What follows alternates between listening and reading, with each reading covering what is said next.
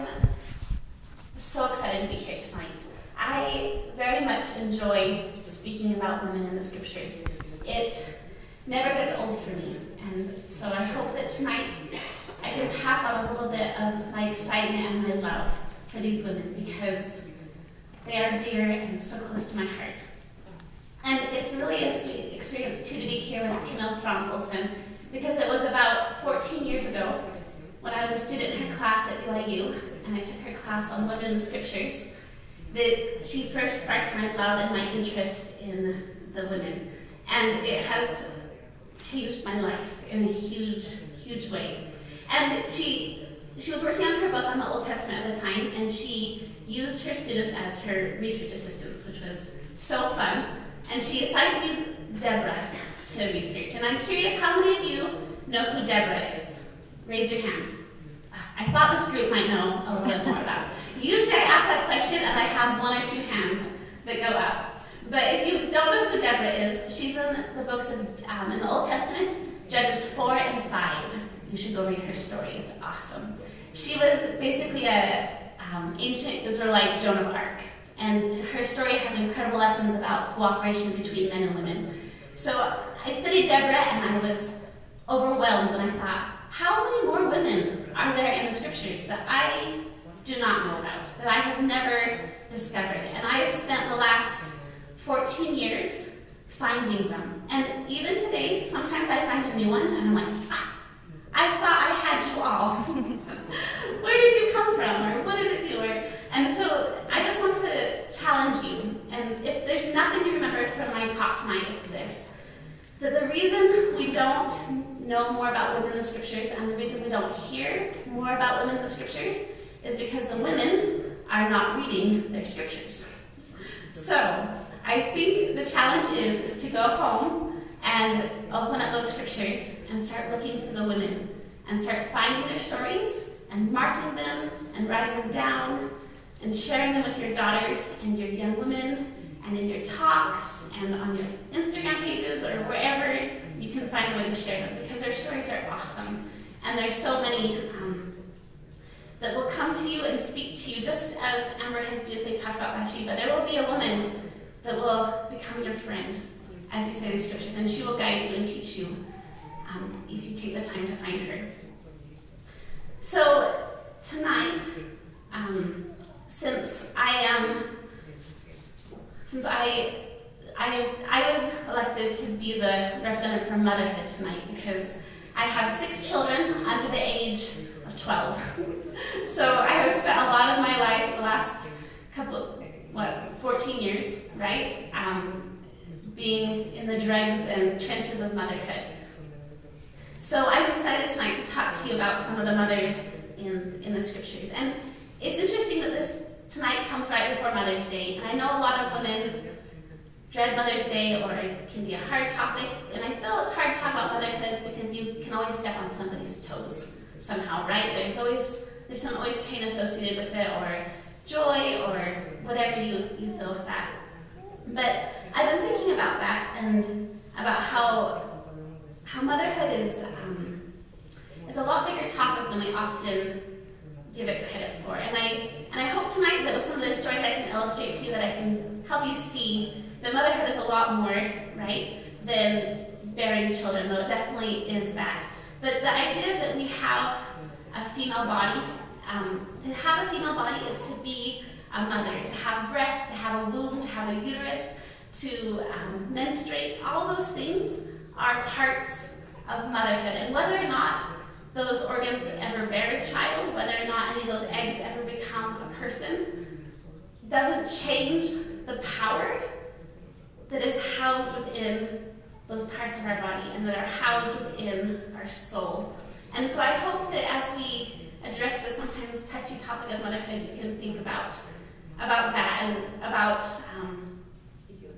how motherhood is a part of our female identity and really a part of our female bodies, right? And one time at BYU, besides Sister Frank, my other favorite professor was Valerie Hudson, and I once asked her a question, and I said, how come we don't know very much about our mother in heaven? And she told me, she said, well, I can't answer that for you, but I know that as you learn to understand your female body and you appreciate your body, you will come to understand her.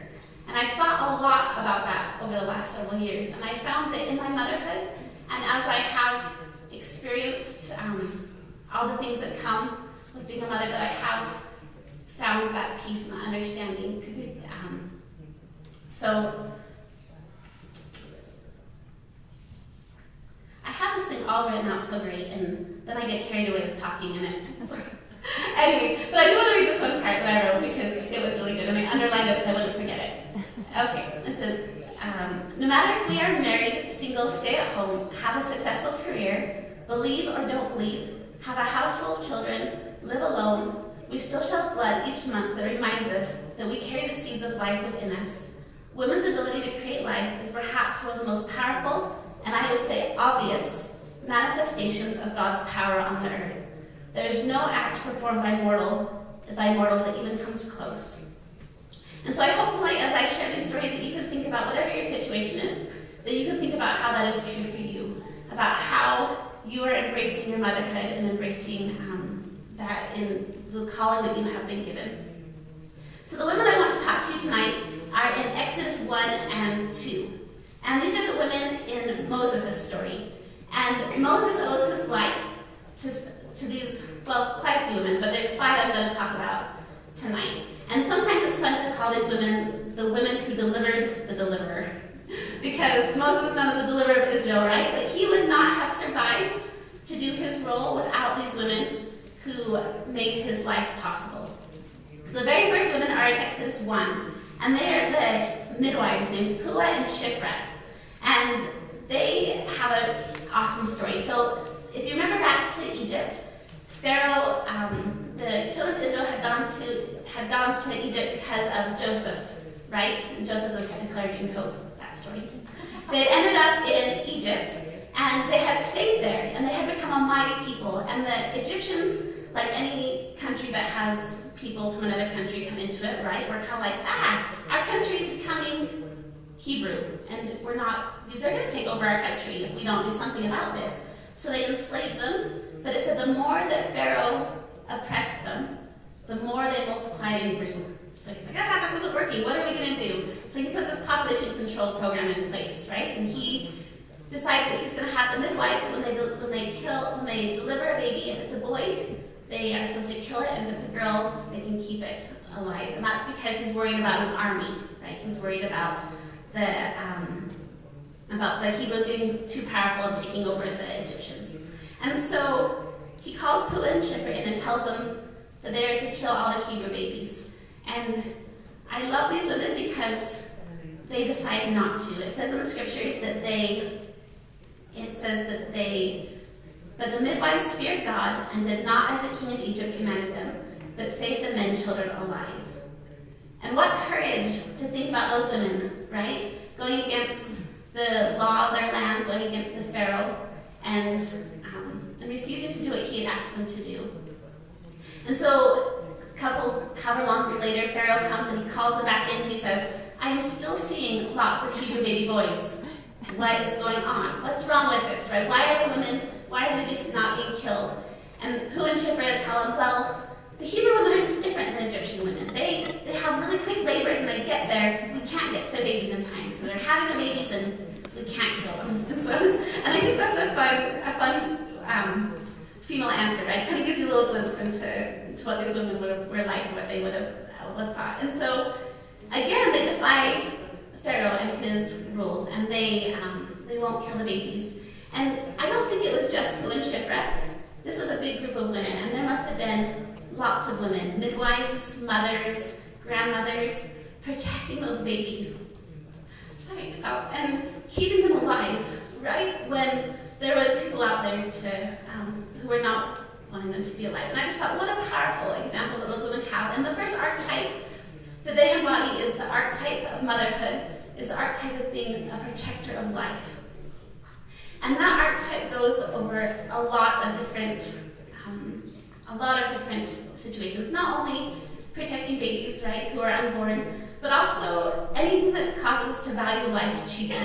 So a protector of life extends beyond conception, pregnancy, and birth, into every aspect of human life, from the peacemaking efforts that prevent and resolve violence, humanitarian aid to relieve suffering and starvation, care for the elderly and the sick, and the elimination of poverty and privation.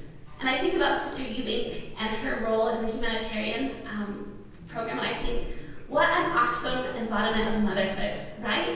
Out there, the mother on the front lines of these disasters, taking care of God's children and protecting and honoring life.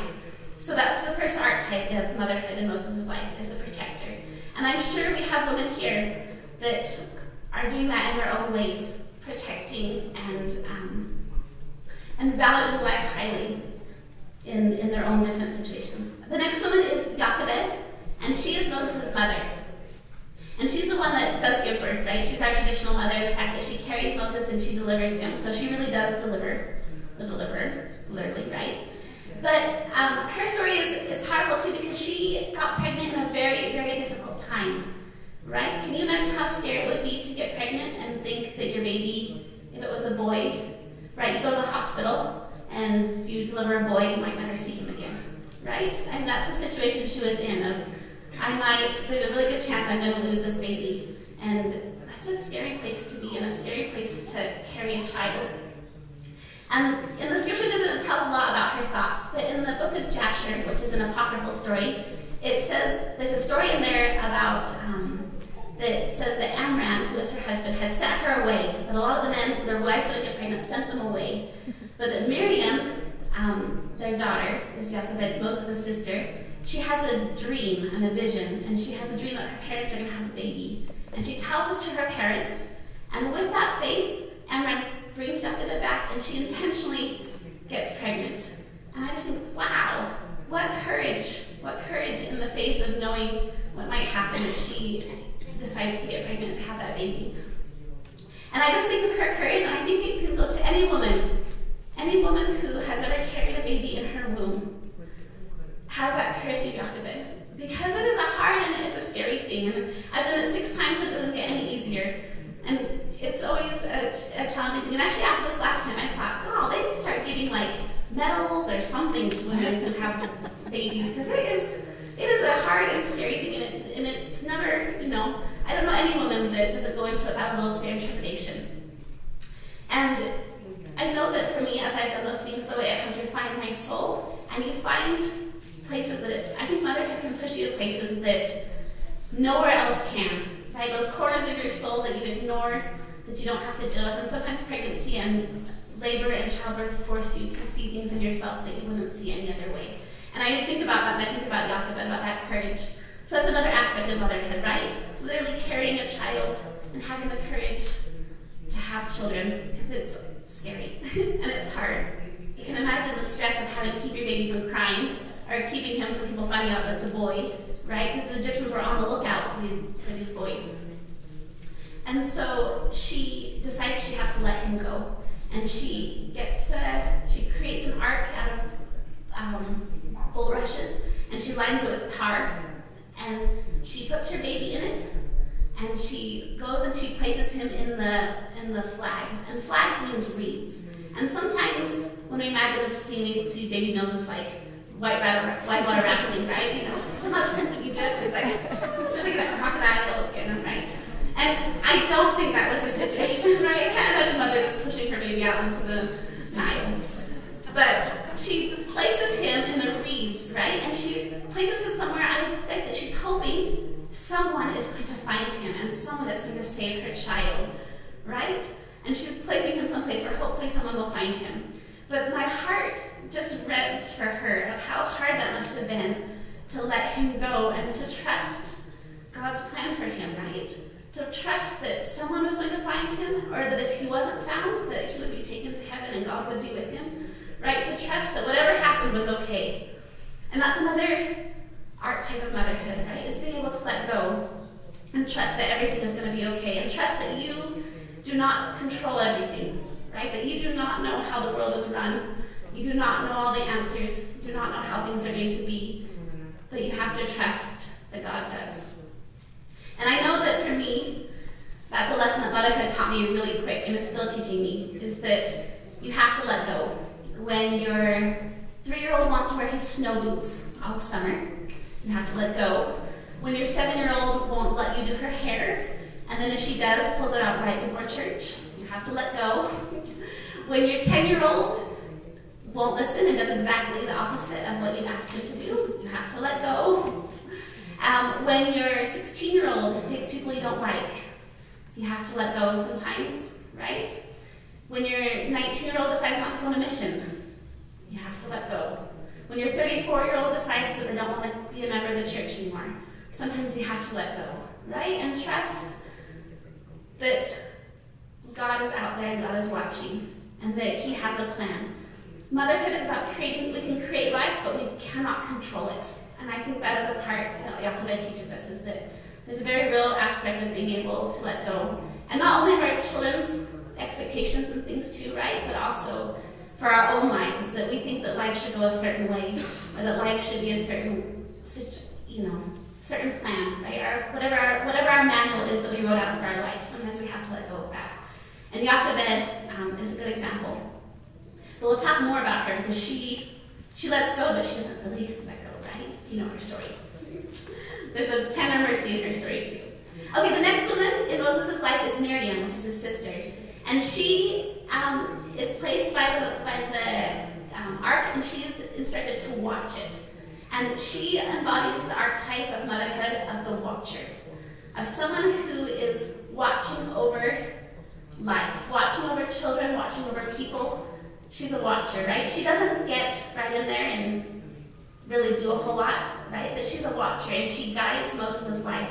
When the Pharaoh's daughter comes down and finds Moses, it's Miriam who goes up and says, "You probably need someone to breastfeed that baby, right? Well, I know somebody that I could go get somebody," right? And I can see Pharaoh's daughter being like, "Yeah, you probably know. You go find that person," right? She probably knew that Miriam knew who this baby was, and she could go find her. And so, in her own way, Miriam guides and shapes Moses' life, because it's Jochebed who Miriam goes and gets, and Jochebed is able to come back and nurse baby Moses, who she had just let go and thought she would never see again. In this incredible tender mercy, she gets to be his wet nurse. She gets to nurse him, and women nursed until about 4 years old back then. And so it would have been a good beginning of his life that he got to be with his mom and she got to be with her son. But I love that archetype of a watcher. And I think that's one that sometimes we don't think about as being a role of motherhood. But in all of our lives, we have children we can watch over. Whether it's the children in our neighborhood, right? Sometimes I get a little bit annoyed with the kids that come over to my house. Sometimes I'm like, "Let's go back to your own house. Why don't you go over here all the time?" And so I think sometimes, kind of like Miriam, can I be a watcher in your life? How can I help shape your life? How can I be a person, not in the middle of your life, right? But how can I be a person on the outside that can love you and guide you and teach you and direct you? I think about nieces and nephews. We can be watchers. Sometimes with grandchildren. I haven't got there yet, right? But we can be watchers. I have a friend, and she has 6 children also, but 5 of them she's gotten through foster care. And she has had some incredible challenges with those foster care children. They have come from some really hard things. And this woman is the most mildest, sweetest, quietest woman. But she can be, and she's had to be, a mama bear. I mean, a whole different side of her comes out for these children that she's had to protect and watch over and make sure they're taken care of. And one time I was in a training with her, and we were writing down all the different things that described us. And she wrote on her thing, and she said it out loud to the group, she said, "I am a protector of children." And there was a zing that went through that room, because we all knew that was who she was. She was a mother, but her role was a protector of children, and she had fought for a lot of those children in some really hard situations. So I want you to think about that. How are you a mother by being a watcher? And I guess this also, the men in the room, you can also equate this to fatherhood, right? I'm mostly speaking to women, but I hope you guys can take that too and equate it to how it goes with you. The last woman in Moses' life is Pharaoh's daughter. And she comes down to the water and she finds Moses. And she sees the basket and she sends one of her servants to go over and get it. And she opens it up and baby Moses is screaming his lungs out. has been sitting in the sun all day. He is not a happy baby. But despite this, it says the very first thing that she sees or she feels is it says that she had compassion on Moses. And I love that, right? The first thing, we don't know if she had her own children or if she, or even how old she was or what her situation was. But when she sees this baby who's alone and sad and needs help, she has compassion. And her heart goes out to this baby, a child that is not her own. And she feels love and concern for him. And I think what an incredible archetype that is, right there, of motherhood, right? Of your mother heart aching for children that are not your own. And I have a friend that she has children, that she is really involved with the Operation Underground Railroad, and she has a great love for children that are not her own. And she does a lot of work for children that are not her own. And her heart aches for those children, right? And I just look at her and I think, wow, what an incredible use of your motherhood, right? That motivates her to get out there and raise money and to do all the things that she does for those children. And also the Farrell's daughter is that compassion is a Christ-like virtue. We read about in the scriptures when it says that Christ works his miracles. Often it is because his bowels, right, are filled with compassion towards people. And so I just love that image of Pharaoh's daughter of being motivated by compassion. And there's this beautiful partnership that happens between Jochebed and Pharaoh's daughter. And Jochebed comes into Pharaoh's daughter's home and nurses her son, but it's not really her son now, right? It's the Pharaoh's daughter's son because she's adopted and taken into her home. And so we see Moses has these two awesome women in his life. He has his biological mother and he has his adoptive mother. And both of them are so important in his life. And I can't help but think that somehow that was intentional, right? That was how it was supposed to be all the time, is he was supposed to be both of those women's sons, right? And I just think that's and I know that those of you who experience adoption that understand exactly what that feels like when a child is not just yours, but also someone else's, and that it was supposed to be that way. And I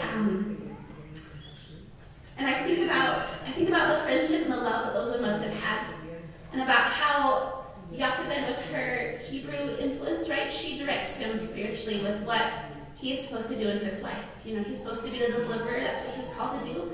But his Egyptian mother gives him the privilege and the resources and the education and everything that he needs to do what he did. And I think that that's a beautiful archetype of motherhood there too, right? Of women being mothers in different ways than we normally would think about in that different situation. Okay, so let's see. Those are the women in Pharaoh's daughter, Miriam, Jochebed, Puah, Shiphrah, and Miriam. And we could also get into Zipporah, but she's later on. You'll have to go read that one too. She also saves Moses' life in a different way, and that's his wife Zipporah. But the thing I just want to leave you with is this thought about motherhood and about these archetypes. Is just to remember that Jesus, but God tells us that his work and his glory is to bring to pass eternal life and immortality of man. And he brings to pass mortal life and immortal life. And that's his entire work, is life. And Satan, on the other hand, is impotent. He will never have a child. He will never have a body. He will never have anything that perpetuates his name, him, his DNA, his spirit, anything on. He is stopped. He's damned, right? He will not progress. And I just think about that. And I think about our divine nature and how we have those seeds of Godhood within us as women and as men, and that's the way we get to bless and to shape and to mold the human race. And Elder Packer said one time, and I had the quote on my phone and I left it down my seat, so I'll have to paraphrase it. But he said that out of all the titles that we know God by, the one that Jesus addresses him by the most is Father. And I thought about that and about how it's interesting that for our Heavenly Mother The only title we know her by is mother. We don't have any other name for her. And I think what an interesting coincidence, right? That we know her as a mother, and that each of us are here on the earth as women to be apprentices to her, to learn how to be a mother. And each of us have been given different ways to do that. Not all of us will bear children. Not all of us will stand up politically. Not all of us will be watchers. Not all of us will be adoptive parents, right? But each of us have our own way that we are mothers. And I hope that as you reflect this tomorrow on Mother's Day, you can rejoice in that. And you can rejoice in the beauty that it is to be a woman, and the beauty of this gospel and the knowledge that it gives us. Because I know that Heavenly Father loves his daughters. And I know that he has a plan for each of us. And that as we learn more about him and more about Jesus Christ and more about the women in the scriptures, the more we'll understand who we are and what he has for us to do on this earth. And I just want to bring my testimony to that in the name of Jesus Christ. Amen. I'm here to introduce our friend Bergen Hyde, who is one of the co-founders of Womb.